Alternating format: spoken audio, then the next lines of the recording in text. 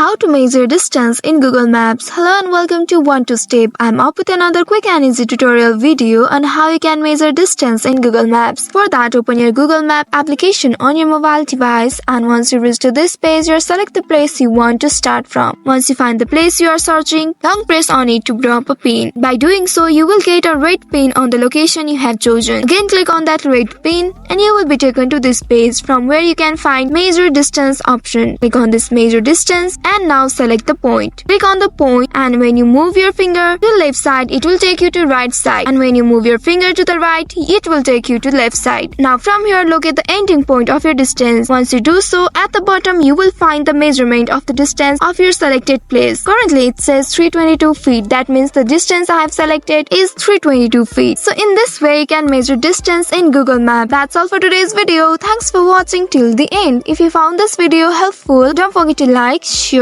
and subscribe the channel. Also hit that bell icon to get notifications on more such helpful tutorials. See you in next video. Stay connected.